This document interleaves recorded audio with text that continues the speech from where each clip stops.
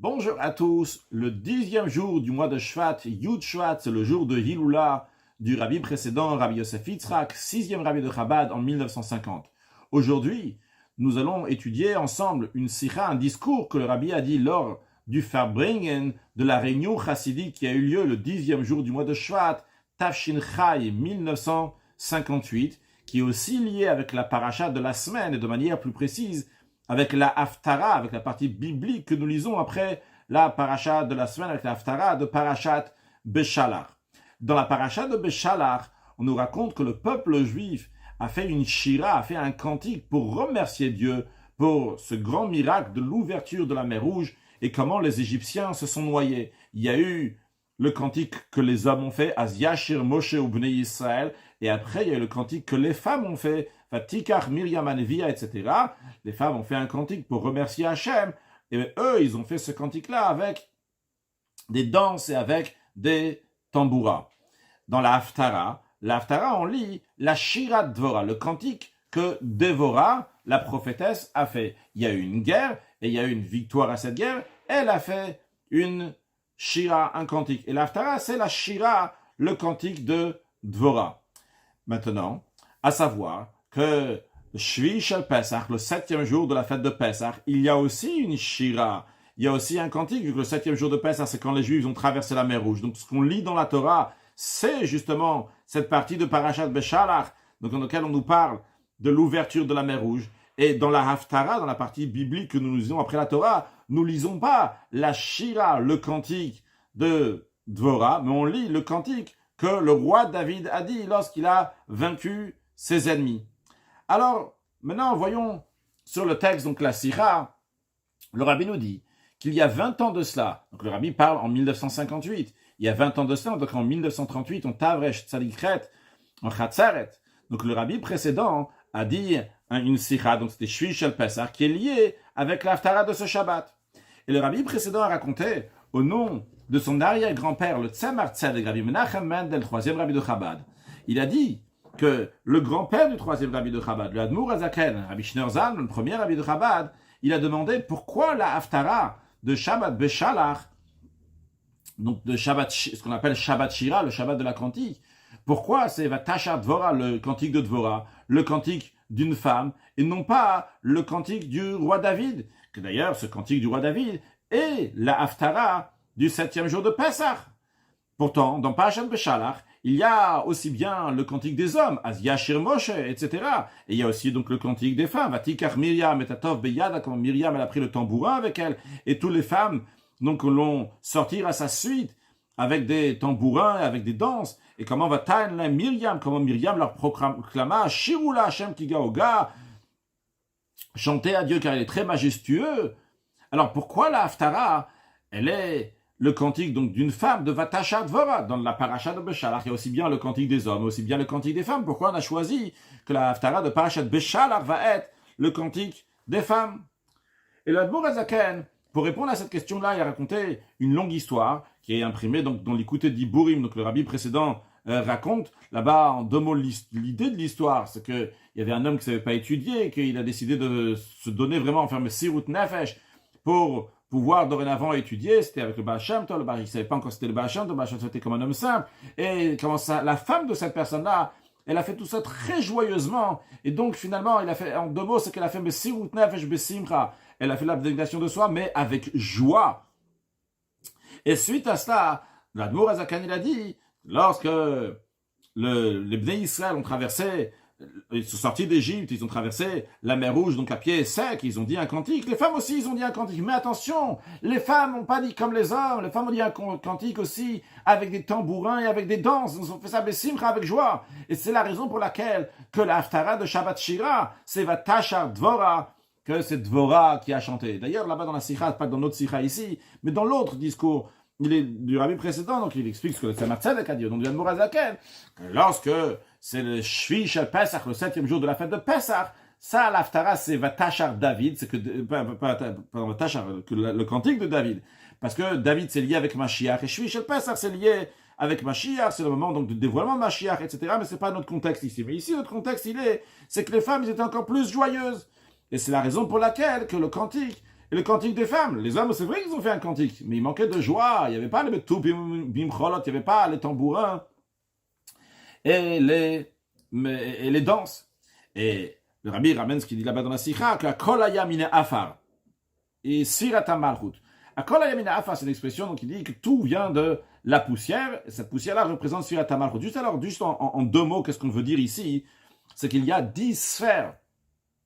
C'est une parenthèse, mais comme je l'explique, il y a 10 sphères, il y a 10 attributs dans le monde spirituel, donc commençant par Chochma, Bina, Dat, etc., jusqu'à qu'on arrive à la dernière, donc qui est Malchut. Malchut, c'est la dernière des 10 sirotes de 10 attributs. Contrairement aux 9 premiers attributs, qu'eux ils sont mashpia, eux ils sont donneurs, Malchut, la dernière des sphères, le dernier des attributs, elle est mekabel, elle reçoit. Mais elle, qui est la dernière seulement, et qui fait que recevoir, mais elle a la force de Hatzmut, la force de l'essence de Dieu, pour créer, mais Aïn le Yesh, pour créer du néant à l'existence. C'est-à-dire que la création du monde donc, passe par ce 10e attribut, particulièrement donc par Malchut. C'est la même idée que Akol Hayamine Afar, que tout était de la poussière, que tout est de la terre, bien que dans le règne, il y a le minéral, végétal, l'animal et l'être humain. La terre, c'est seulement du minéral, donc c'est le plus bas, mais particulièrement dans ce minéral, dans la terre, c'est là qu'il y a la force donc de faire pousser quelque chose, donc entre guillemets du néant à l'existence, qui a la force, donc c'est aussi une force de Hatzmut, de faire pousser quelque chose donc du néant à l'existence, quelque chose va pousser. Ça se trouve aussi dans la terre, dans le niveau le plus inférieur, dans le niveau qui est seulement un câble que tout le monde marche dessus, et la terre réceptionne tous ceux qui marchent dessus. Eh bien, il en est de la même manière aussi en ce qui concerne la femme qui représente Malchut, qui représente le dernier attribut. Ce dernier attribut, donc, qui est Mekabel, qui fait recevoir. L'homme, c'est un donneur, la femme, elle réceptionne. Eh bien, dans la femme uniquement, il y a une particularité qu'il n'y a pas dans l'homme, qui est encore plus haut que tout, qui est donc la force de Hatzmut, de l'essence de Dieu, parce que uniquement à travers la femme, et dans la femme, c'est là-bas qu'il y a la force donc d'amener la vie au monde, qui est dans l'idée de Me'ain Leyesh, de créer quelque chose du néant à l'existence, qui est dans ce même esprit. Donc c'était juste pour expliquer donc cette parenthèse qui est à la fin de Seif Aleph de la Sikha. Continuons. Maintenant, le rabbi demande, il dit, mais il faut comprendre, ok, très bien, on a compris, les femmes, lorsqu'ils ont fait le cantique, ils l'ont fait aussi donc avec les danses et avec les tambourins. Mais la question est, pourquoi les hommes n'ont pas fait la même chose? Pourquoi les gens n'étaient pas aussi joyeux? C'est pas quelque chose qu'ils ont fait ou ils n'ont pas fait. Pourquoi les hommes n'avaient pas cette joie que les femmes avaient? Le rabbi dit la raison, dans le sens simple, c'est tout simplement lorsque quelqu'un il a atteint quelque chose, quelqu'un il a reçu quelque chose, mais c'était sans faire des efforts, sans souffrance, eh bien il ne peut pas avoir cette même joie comme pour quelque chose qu'il a investi beaucoup d'efforts et qu'il a passé plein de guerres. Comme on dit, les fum tsara, agra, le agra, la rétribution, est en fonction du tsara, du tsar, de la peine que la personne a eue. En fonction donc, de la grandeur de la peine et des efforts qui ont été mis dans une chose, eh bien, lorsqu'on l'a après, lorsqu'on atteint cette chose-là, eh bien, la joie est très très grande. Alors, lorsque les Bnei Israël, ils ont dit un cantique, parce que Paro, les Égyptiens, ils ont été noyés dans la mer, et qu'enfin les Juifs sont sortis de l'exil égyptien, Moshe Rabbeinu et les hommes ne pouvaient pas ressentir à ce moment-là la même joie que Myriam et que les femmes juives. Car la partie la plus difficile dans l'exil égyptien et les décrets les plus graves qu'il y avait, les pires qu'il y avait, c'était après la naissance de Myriam. Et le décret le pire qu'il y a eu, c'était que la ben ayelod ayeor atashlichu, que tout garçon qui va naître, vous allez le jeter dans le fleuve. Vrai, il y a eu plein de difficultés avant. Les Juifs servaient, travaillaient en Égypte en tant qu'esclavage, mais chomer bilveim, avec des ciments, avec des briques, ou la abassade, dans tout travail dans le champ, tout ce travail-là, etc. Mais tout cela, ça n'arrive pas à la gravité, à la sévérité de ce décret-là, de prendre un garçon et de le jeter dans le fleuve. En plus, après, il y avait aussi, comme le sage raconte, qu'il y a le décret que Paro devait se laver tous les jours dans le sang des Bnei Israël. En effet, dans le Midrash, c'est ramené ces médecins, entre guillemets, lui ont dit qu'il faut qu'il se trempe tous les matins avec 150 garçons et le soir aussi 150 enfants, 150 enfants le matin, 150 le soir. Donc, il fallait tuer donc 300 enfants par jour juste pour que Paro va se baigner dans ça. C'était quelque chose qui est horrible. Et celle qui vit tout ça le plus, c'est la maman. La maman, elle vit beaucoup plus cela que le père. Et c'est la raison pour laquelle, lorsque, enfin, ils sont débarrassés de Paro et des décrets de Paro, qui est-ce qui était les plus joyeux? C'était les femmes juives, beaucoup plus que les hommes. Maintenant, le rabbi nous dit, toutes ces histoires, la Torah, comme même l'histoire de la sortie d'Égypte, en ce qui concerne donc ces chants et cette joie qui était avec des tambourins et des danses de Myriam et des femmes juives, c'est aussi un enseignement pour toutes les générations, aussi pour notre génération. Et d'ailleurs, cette idée-là que le cantique de Myriam est pour toutes les générations à venir, on peut le retrouver clairement même dans le verset, en allusion. Il y a écrit Vatetzena kol anashim acharea, que toutes les femmes ont suivi Myriam et sortir à sa suite. Donc c'est-à-dire les femmes des générations à venir aussi vont et suivent Myriam. Qu'est-ce que Myriam elle a dit? Elle a dit Shiru la Hashem ki gaoga.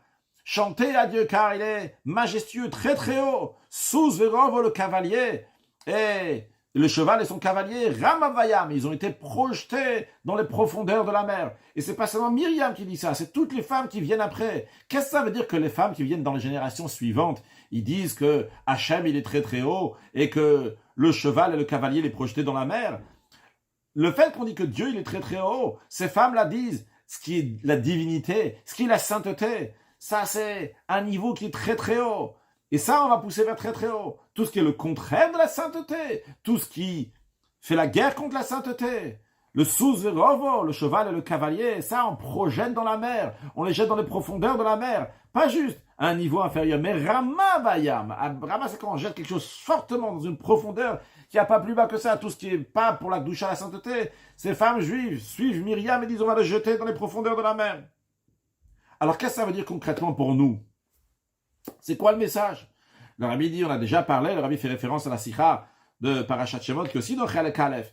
Donc, le Rabbi a dit que le décret de Kol Ben Ayilod, que tout enfant qui va naître, on va le jeter dans le Nil, eh bien, son sens, le contenu de ce décret existe dans toutes les générations et dans tous les pays, même dans notre génération et dans notre pays.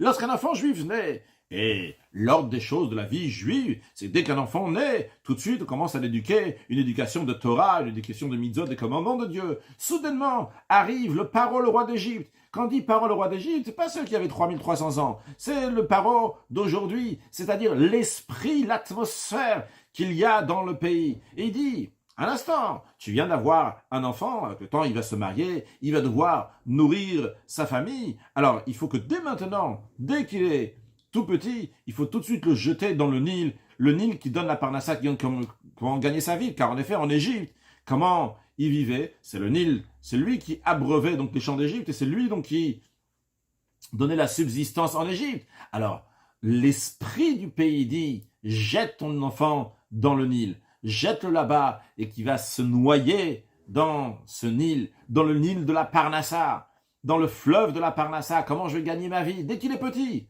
Ah, il y a Torah, il y a mitzvot. Eh bien, Paro dit, pour cela, il y a le dimanche. Dimanche, la banque elle est fermée. Dimanche, les magasins sont fermés, etc.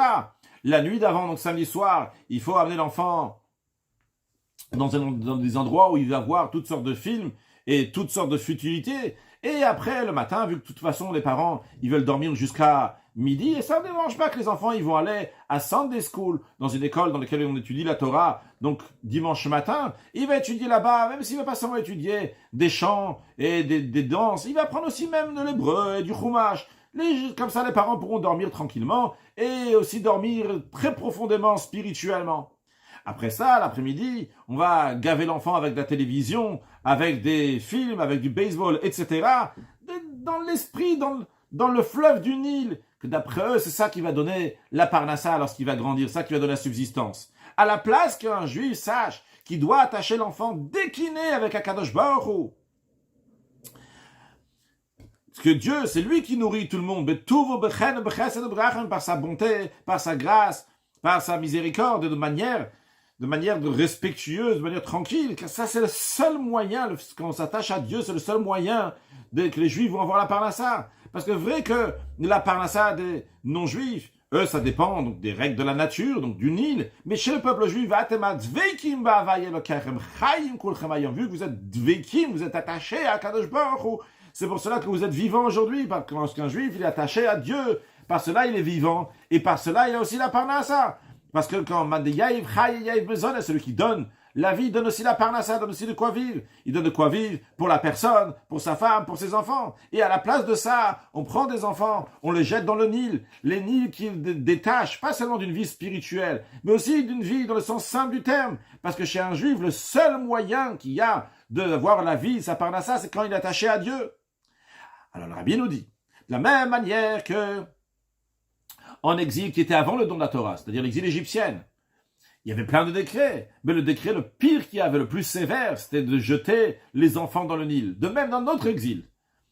Tous les décrets qu'il y a, que le Yetzer Hara, le mauvais penchant, décrète sur les adultes, ne sont pas aussi fortes que le décret que le Yetzer Hara, le mauvais penchant, décrète sur les petits-enfants.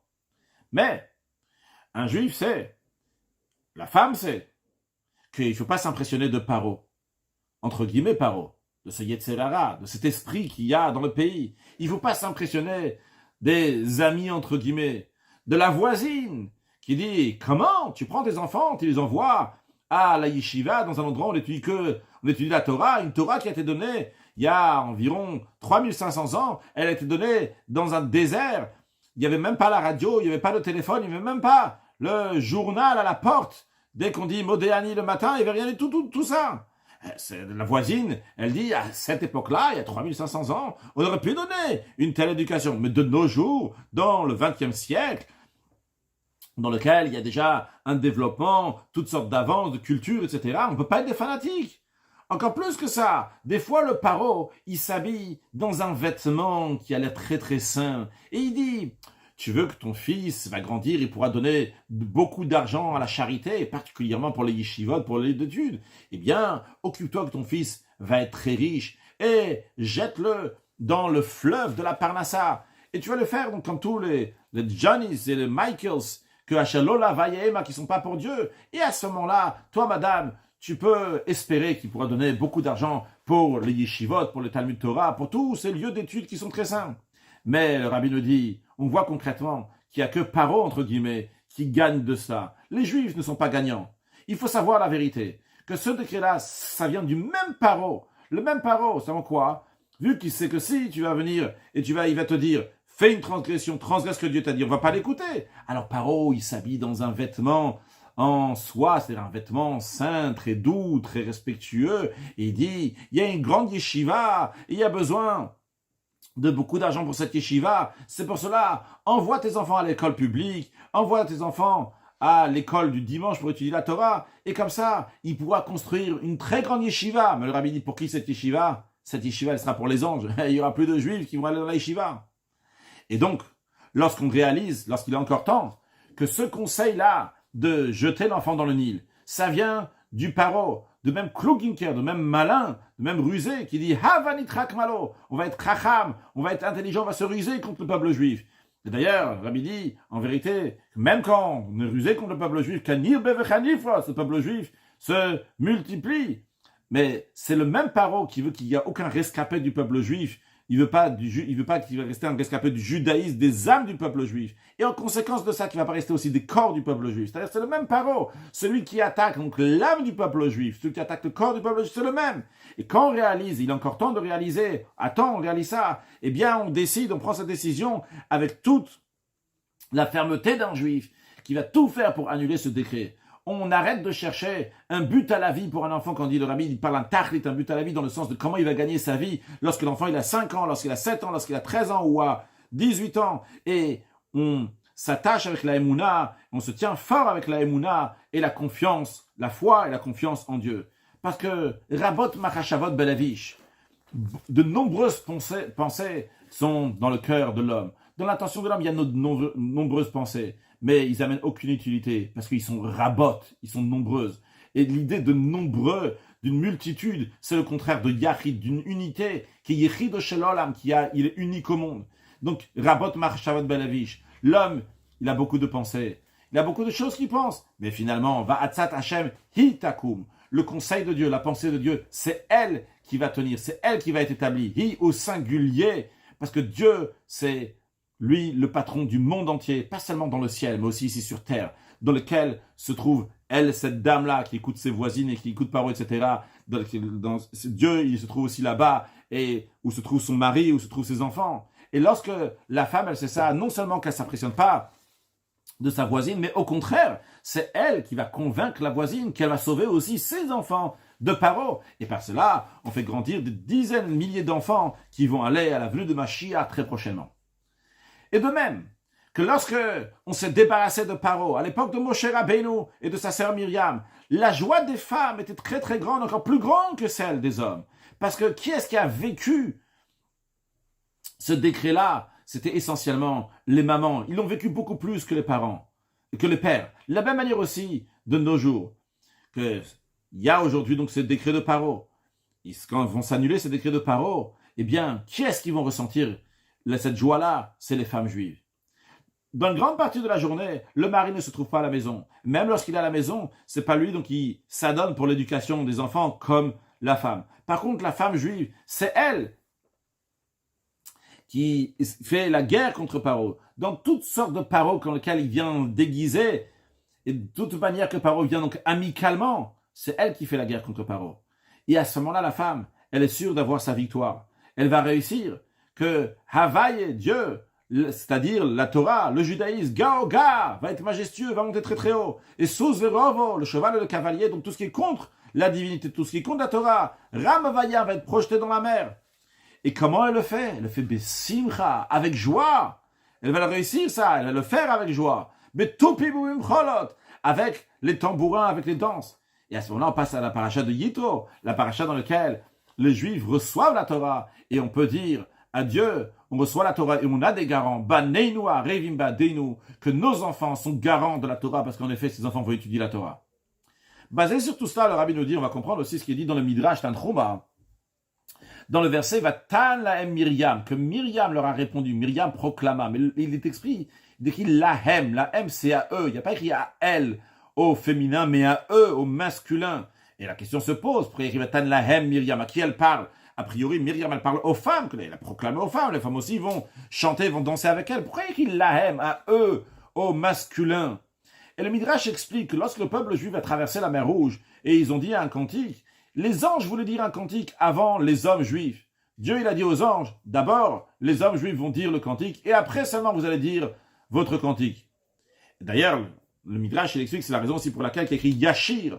Yashir, c'est à l'avenir. Az Yashir Moshe, il y avait Richard Moshe, Moshe il a chanté. La raison pour laquelle Yashir, parce que Yashir, c'est un ordre. Il y avait un débat, qui va dire le cantique en premier? Dieu, il a dit Yashir Moshe, que Moshe chante, c'est lui qui va chanter en premier. Moshe ibn Israël, après seulement il y aura les anges. Maintenant, une fois que les hommes juifs ont fini leur cantique, les anges, ils ont dit, ça y est, à notre tour. Et maintenant, il y avait Myriam et les femmes qui voulaient dire le cantique. Et les anges, donc ça va, on a déjà attendu lorsque les Bnei Israël, lorsque les hommes juifs ont dit le cantique. On va attendre maintenant aussi que les femmes disent le cantique. On veut dire avant les femmes. Alors, dans le Midrash, il y a deux opinions de ce qui s'est passé. Il y a une première opinion qu'en effet, c'est les anges qui ont dit avant les femmes. C'est-à-dire qu'il y avait les hommes juifs, les anges et les femmes. Il y a une deuxième opinion qui dit que les hommes, les femmes juives, et après seulement il y avait les anges. Mais le rabbi nous dit, même d'après l'opinion, le Sacred Data, ce qui monte à l'esprit de dire que les anges, ils ont fait avant les femmes, mais quoi qu'il arrive, même d'après eux, qui est-ce qui a donné la permission aux anges? C'était Myriam. Vatan lahem Myriam. Justement, c'est pour ça qu'il y a écrit que Myriam leur a dit à eux aux anges. Ils ont dit, ok, je vous donne la permission. C'est-à-dire que Myriam leur donne la permission aux anges de faire le cantique. On voit ici, le rabbi nous dit, l'importance du cantique des femmes, qui est important pas seulement pour les mondes matériels, même pour les mondes spirituels. Leur cantique arrive même au-delà du niveau du cantique des anges. Et le rabbi conclut que tout cela est un enseignement pour chaque homme, chaque personne juive, qu'il ne faut pas s'impressionner, s'affoler, ni de Paro, ni du Nil, ni des décrets, lorsque le juif y va avec une vraie fermeté d'un juif, même s'il se trouve en Égypte, et que là-bas, il y a un Paro roi d'Égypte et tous ses décrets. Mais il n'y a aucune importance en ce qui concerne l'éducation de ses enfants. Lui, il va éduquer ses enfants dans le chemin de la Torah, qui est le chemin qui amène à la vie, pas seulement à la vie du monde futur, mais aussi à une vie dans ce monde-là. Il va amener ses enfants dans le chemin qui diront un jour, c'est le Dieu, c'est mon Dieu, et je vais l'embellir, c'est le Dieu de mon père, et je vais l'exalter. C'est ce que les enfants on dit, lorsqu'ils ont traversé la mer Rouge, on dit que c'est les enfants premiers qui ont dit cette phrase-là. Donc, nous aussi, de nos jours, on va éduquer nos enfants d'une telle manière qu'ils vont aller dans le même chemin que les parents. Et ça, c'est la vraie satisfaction qu'il peut y avoir de la descendance. Et à ce moment-là, comme on dit dans la suite du cantique, tu vas les conduire et tu vas les implanter dans la montagne de ton héritage, c'est-à-dire la montagne sur laquelle il y a le 3e temple qui va être reconstruit très prochainement. Il y a encore plus que ça, comme le Midrash il dit, de quel on peut voir comment Dieu il aime le peuple juif, que Dieu il n'a pas attendu que le peuple juif va arriver dans le Beth en Eretz Israël, en Terre Sainte, pour venir résider dans le Beth Hamikdash, dans le Beth Olam, dans cette maison qui est éternelle. Mais même déjà dans le désert, il a dit au peuple juif, Asoli Mikdash v'shachant betocham, vous allez me faire un sanctuaire et je vais résider parmi vous. Alors de même, pour nous, de même maintenant, dans les quelques jours qui nous restent jusqu'à la venue de Mashiach, par le fait qu'on ne s'impressionne pas des décrets et on fait grandir une descendance qui est bénie par Dieu, Akadosh Baruch Hu, Dieu va résider dans nous, dans chaque maison juive. Et vu qu'Akadosh Baruch Hu réside dans cette maison-là, on comprend qu'il y a une parnassa avec largesse, il y a une santé avec largesse, et une vraie satisfaction de tous les descendants et les descendants des descendants, les orech yamim veshanim tovot, pour une longue vie et des bonnes années. Voilà, le Rabbi nous dit, comment on peut avoir une bonne vie, une bonne parnassa, c'est lorsqu'on se comporte comme Dieu nous demande, et à ce moment-là, on a aussi une très grande satisfaction des enfants. Une excellente journée.